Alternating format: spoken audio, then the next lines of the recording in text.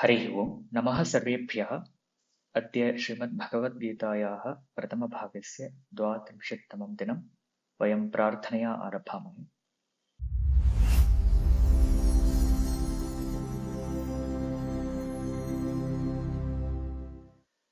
अत्र गतकक्ष्यायां वयं 1,40तमश्लोकादारभ्य 40 श्लोकपर्यन्तं वयं दृष्टवन्तः।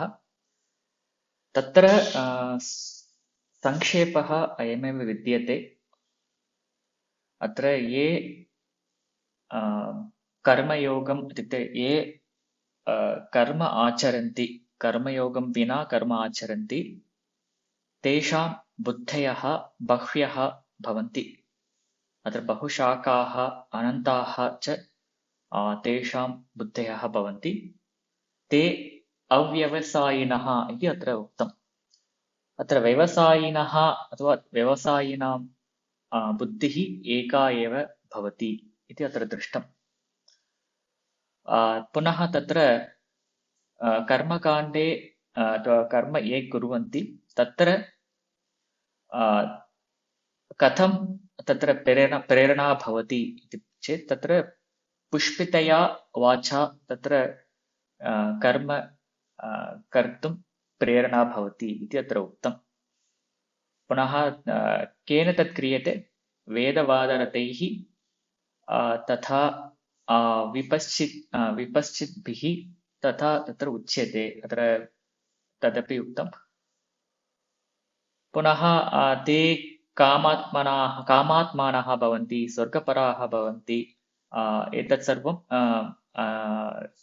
भोगैश्वर्यगतिं प्रति ते वदिष्यन्ति इति तत्र दृष्टम् अस्माभिः। इत्युक्ते लोकदृष्ट्या अत्र अयं भोगः भवति, इदम् ऐश्वर्यं भवति, अतः एतत् करणीयम् इति पुष्पितया वाचा एतत् सर्वं करणीयम् इति ते प्रेरयन्ति इति तत्र तात्पर्यम्। तत्र येषां बुद्धिः अपहृता भवति, इत्युक्ते अव्यवसायिनां बुद्धिः तया यदा अपहृता भवति तदानीं तु तत्र व्यवसायात्मिका बुद्धिः तेषां मनसि न विधीयते इत्यपि अस्माभिः दृष्टम्। सो व्यवसायात्मिका बुद्धिः नाम अत्र निश्चयस्वभावा बुद्धिः इति दृष्टम्। इत्युक्ते यत्र साध्यं किं साधनं किम् इत्यत्र यत्र स्पष्टता भवति तादृशी बुद्धिः व्यवसायात्मिका बुद्धिः इति उच्यते।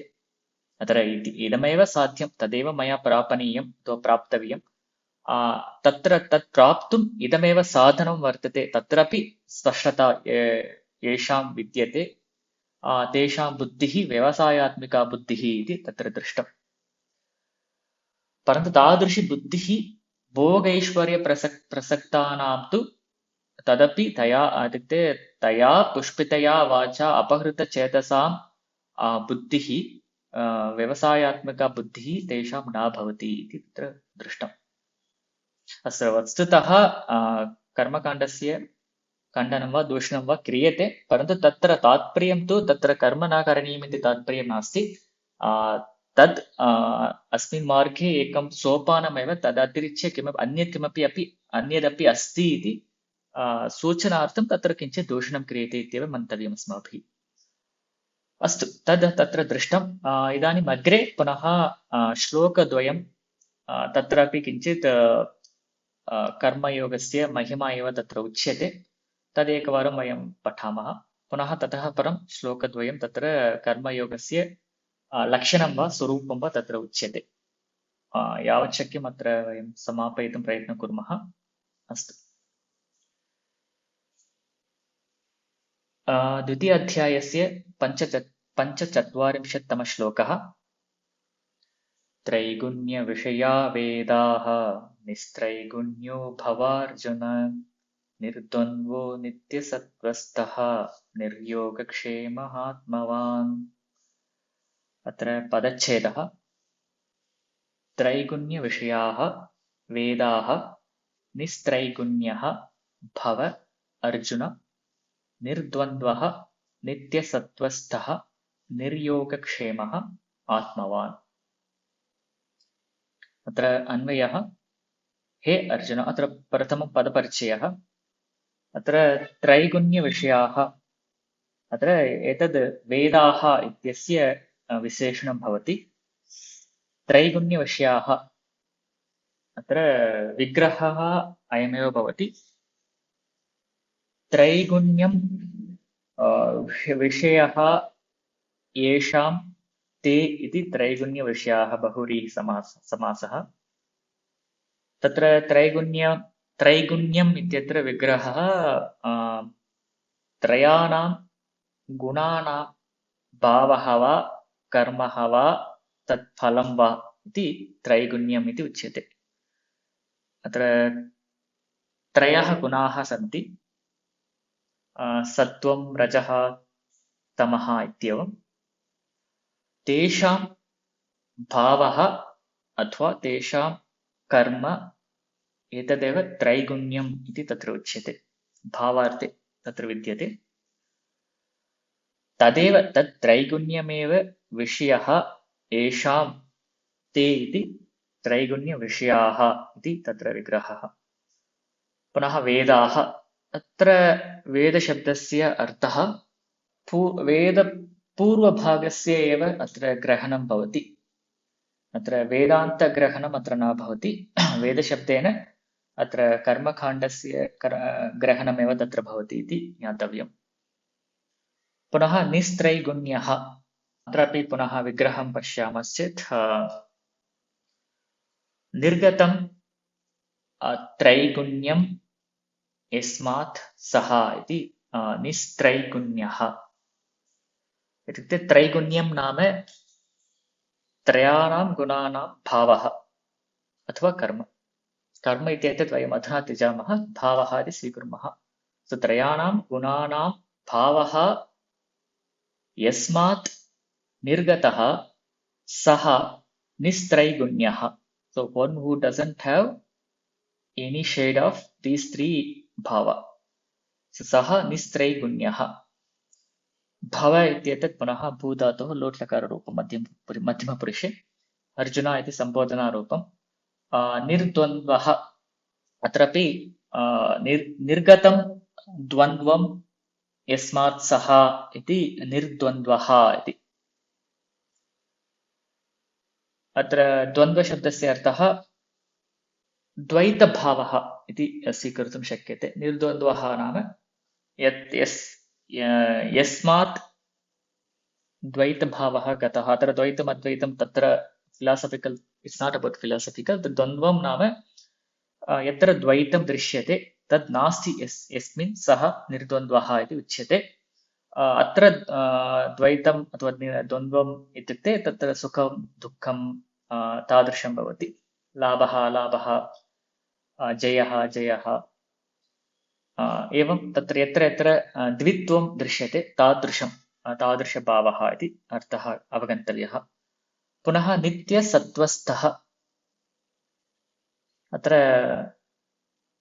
सत्त्वे तिष्ठति इति सत्त्वस्थः, इत्युक्ते सत्त्वगुणाश्रितः भवति इति सत्त्वस्थः, इत्युक्ते सत्त्वप्रधानः इति सत्त्वस्थः। नित्यं सत्त्वस्थः नाम सर्वदा कदापि सत्त्वगुणे एव सः भवति, सत्त्वगुणप्रधानः एव सः भवति इति तत्र अर्थः, नित्यसत्त्वस्थः इति। पुनः निर्योगक्षेमः, अत्र योगश्च क्षेमश्च इति योगक्षेमम् इति समाहारद्वन्द्वः। पुनः निर्गतं योगक्षेमं यस्मात् सः इति निर्योगक्षेमः। अत्र योगः शब्दस्य अर्थः अप्राप्तस्य प्राप्तिः योगः, प्राप्तस्य रक्षणं क्षेमः इति उच्यते। अप्राप्तस्य प्राप्तिः योगः, प्राप्तस्य रक्षणं क्षेमः इति। तद्वयमपि यस्य न भवति अथवा यः तद्वयमपि न करोति सः निर्योगक्षेमः इति अत्र उच्यते। पुनः आत्मवान् इत्युक्ते वस्तुतः अत्र मधुप्रत्ययः एव आत्मा अस्य अस्मिन् वा अस्ति इति आत्मवान्, परन्तु अत्र अर्थः आत्मनिष्ठः इति अत्र उच्यते। आत्मनि निष्ठता येन प्राप्ता सः आत्मवान्। आत्मज्ञानद्वारा निष्ठा प्राप्ता इति तत्र आत्मवान् शब्दस्य अर्थः। यत् आत्मनि एव तिष्ठति, ब्रह्मणि एव तिष्ठति इति अद्वैत सम्प्रदायानुगुणं सः आत्मवान् भवति। अस्तु, अत्र सन्धिविषयं वयं न दृष्टवन्तः। अत्र त्रैगुण्यविषया वेदाः तत्र विसर्गस्य लोपः, वेदा निस्त्रैगुण्यः विसर्गस्य लोपः, निस्त्रैगुण्यो भव अर्जुन तत्रापि विसर्गस्य गुणत्वे उत्त्वे गुणत्वे उत्तमं भवति। पुनः तत्र निर्द्वन्द्वो सत्वस्थः, पुनः नित्यसत्वस्थो निर्योगक्षेमः उभयत्रापि विसर्गस्य ऋत्वे उत्त्वे गुणादेशः। पुनः निर्योगक्षेमः आत्मवान् तत्रापि विसर्गस्य लोपः। अस्तु, अग्रे अन्वयं पश्यामः चेत् हे अर्जुन वेदाः त्रैगुण्यविषयाः, त्वं भव, त्वं कीदृशः भव इत्युक्ते निस्त्रैगुण्यः त्वं भव, त्वं निर्द्वन्द्वः भव, त्वं नित्यसत्त्वस्थः भव, त्वं निर्योगक्षेमः भव, त्वम् आत्मवान् भव। सो एवं तत्र अन्वयः भवति।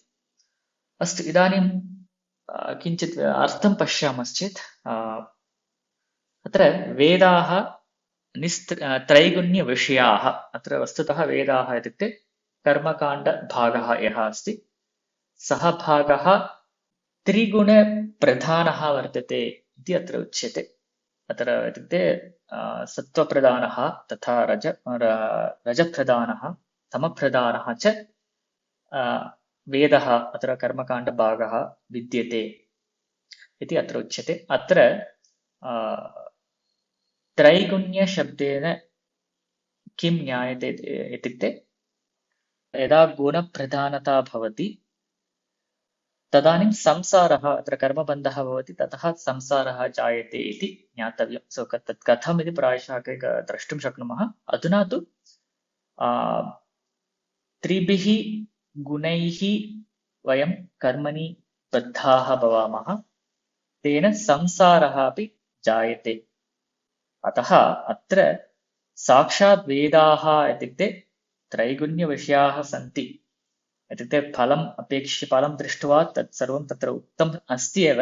अत्र त्रैगुण्यविषयाः इत्युक्ते अत्र संसारविषयाः वेदाः सन्ति इति अत्र तात्पर्यम्। इत्युक्ते संसारे पुनः पुनः अस्मान् योजयितुम् अत्र विषयाः सन्ति, तथा अर्थः भवितुम् अर्हति। अतः वेदाः इत्युक्ते संसारविषयाः वेदाः सन्ति। अतः तस्मात् त्वं बहिरागच्छतु इति प्रार्थनया अथवा उद्देशेन एतदुच्यते। तेन इदानीम् अर्जुनेन किं करणीयम् इत्युक्ते अतः निस्त्रैगुण्यः भव, अतः भवान् तस्मात् बहिरागच्छतु। निस्त्रैगुण्यः इत्युक्ते त्रिगुण अथवा त्रिगुणप्रधानः मा भूत् इति तत्र आशयः। इत्युक्ते त्रिभिः गुणैः बद्धः मा भूत्, अतः गुणातीतः भव इति तत्र तात्पर्यम्। So don't get bound with any of those three gunas. अत्र तर्हि तत् कथं साध्यं, तत् कथं शक्यते इति पृच्छामश्चेत् तत्र एव किञ्चित् तत्र उच्यते। सो एतत् सर्वं वयं we have to take it in the reverse order. So for doing the निस्त्रैगुण्यः भवितुं प्रथमं निर्द्वन्द्वः भवेत्, निर्द्वन्द्वः भवितुं नित्यसत्त्वस्थः भवेत्, नित्यसत्त्वस्थः भवितुं निर्योगक्षेमः भवेत्, निर्योगक्षेमः भवितुम् आत्मवान् भवेत्। So अयमेव क्रमः. So we have to take it in the reverse. So pratamam atra atmavan bhavet itukte okay, let's go in the same order. So nisray gunyah bhava. So gunatitah bhava iti tatra tatparyam. So katham tad साधयितुं शक्नुमः इति चेत् अतः किं करणीयं निर्द्वन्द्वः भव यदि निर्द्वन्द्वः भवति चेत् तर्हि निस्त्रैगुण्यः भविष्यति इति तत्र तात्पर्यं सो निर्द्वन्द्वः इति नाम यत्र यत्र द्वैतं दृश्यते तत्र सर्वत्रापि समता पालनीया इति तत्र तात्पर्यम् इत्युक्ते सुखं वा दुःखं वा यत्र यत्र एतादृशद्वैतभावः दृश्यते तत्र सर्वत्र समः भव इति निर्द्वन्द्वः अस्तु समः भवितव्यः समः भवितव्यः चेत् किं करणीयम् इति पृच्छामश्चेत् तत्र नित्यसत्त्वस्थः भवेत् इत्युक्ते सुखे अपि दुःखे अपि समः भवितव्यं चेत् तत्र बुद्धिः स्थिरा भवेत् प्रथमं यदि यदा बुद्धिः स्थिरा भवेत् तदानीमेव अत्र एतत् सुखम् एतत् दुःखम् उभयत्रापि मम सङ्गः मा भूत् अहं निश्चलं मध्ये तिष्ठामि इति एषा बुद्धिः कदा भवति यदा सत्त्वस्थः भवति सः तदानीमेव एषा बुद्धिः भवति अतः निर्द्वन्द्वनिमित्तं नित्यसत्त्वस्थः भव सत्त्वस्थः नाम सत्त्वप्रधानः भव तदपि नित्यसत्त्वस्थः भव सर्वदा सत्त्वगुणाश्रितः एव भवेत् गुणाश्रितः एव भवेः इति तत्र तात्पर्यम् इत्युक्ते पुनः सत्त्वगुणे वयं कथं भवामः एतत् सर्वं पुनः अग्रिम अध्यायस्य विषयः तत्र उच्यते सत्त्वसङ्गेन सत्त्वजनैः सङ्गः सत्त्व आहारः एतत् सर्वं यत्र यत्र अस्माकं स्पर्शः बहिः भवति अस्माकं स्पर्शः सर्वत्र सत्त्वयुक्तवस्तुषु एव अस्माकं वस्तुषु जनेषु विषयेषु एव अस्माकं स्पर्शः भवेत् इति तत्र अग्रे उच्यते तथा सत्त्वस्थः नित्यसत्त्वस्थः यदा भवति तदानीं नित्यद्वन्द्वः भविष्यति तथा निस्त्रैगुण्यः अपि भविष्यति इति अग्रे उच्यते पुनः सत्त्वप्रधानः भवितुं किं करणीयम् इति चेत् तत्र निर्योगक्षेमः भव इति उच्यते अत्र योगक्षेमः नाम मया उक्तम् अप्राप्तस्य प्राप्तिः प्राप्तस्य रक्षणम् इत्येव तत्र योगक्षेमः इत्युच्यते अतः प्राप्तस्य रक्षणं न करणीयं भवता अप्राप्तस्य अपि प्राप्तिः न करणीया इति तत्र तात्पर्यं सो इत्युक्ते किमपि न प्राप्तव्यं नास्ति भवता अस्मिन् लोके द्वितीयं यत्किमपि प्राप्तमस्ति तस्यापि रक्षणं न करणीयं भवता सो अत्र there is a lot of queries might rise तर्हि न्यूनातिन्यूनम् अस्माकं प्राणरक्षणार्थं वा शरीररक्षणार्थं वा किमपि अस्माभिः करणीयमेव खलु तर्हि अतः किञ्चित् किं कुटीरं वा आवश्यकम् अस्माकं शरीररक्षणार्थं तद् अस्माभिः मया न प्राप्तं तर्हि तस्यापि प्राप्तिः भवेत् खलु अत्र तदपि मास्तु इत्येव तत्र वस्तुतः उच्यते अतः तत्र अस्माकम् अवधानं मास्तु इति तत्र स्वीकर्तुं शक्यते अतः अप्राप्तस्य प्राप्तिः मास्तु प्राप्तस्य रक्षणमपि न मास्तु so basically don't accumulate and don't protect the accumulated objects so don't over accumulate around you so तथा अत्र उच्यते so तर्हि एतत् कार्यं केन क्रियते तत् कार्यं तु ईश्वरस्य कार्यं योगक्षेमम् इत्येतत् कार्यं तु ईश्वरस्य कार्यं तव कार्यं नास्ति अतः योगः वा क्षेमः वा भवता अथवा त्वया न करणीयः तथा भूत्वा निर्योगक्षेमः भव so if you are niryogakshema your off tension is gone so it will be easy for you to achieve the nityasattwastha nityasattvastvam is possible यदा नित्यसत्त्वस्थः भवति तर्हि निर्द्वन्द्वः भविष्यति अग्रे निस्त्रैगुण्यः भवति इति तत्र तात्पर्यम् इदानीम् अत्र पुनः निर्योगक्षेमः कथं तत् कर्तुं शक्यते पुनः तत्र बुद्धिविपरिणामः एव तत्र करणीयः so you have to change your attitude towards the विषय सो अतः एव निर्योगक्षेमत्वं प्राप्तुं शक्यते कथमिति चेत् अत्र आत्मज्ञानद्वारा आत्मनिष्ठत्वेन निर्योगक्षेमः अथवा निर्योगक्षेमता साधनीया इति तत्र तात्पर्यम्। अतः प्रथमम् आत्मवान् भव, आत्मज्ञानवान् भव, ज्ञानत्वेन तत्र आत्मनिष्ठता भवतु, ततः निर्योगक्षेमः भव, ततः नित्यसत्त्वस्थः भव, तथा निर्द्वन्द्वः भव, तथा निस्त्रैगुण्यः भव इत्येतत् तत्र उच्यते. So this is advice to the Arjuna, and it is also continuation to the previous section. Previous section they say अत्र पूर्वत्र कर्मकाण्डस्य दोषणं तत्र कृतम्, अतः वेदाः त्रैगुण्यविषयाः, अत्र संसारविषयः एव वेदेषु वर्तते इति तत्र उक्तम्, अतः तस्मात् बहिरागच्छतु, बहिरागन्तव्यं चेत् किं करणीयम्, एतत् सर्वं करणीयम् इति तत्र उच्यते। अस्तु, इदानीम् एकवारं भाष्यं पठामः।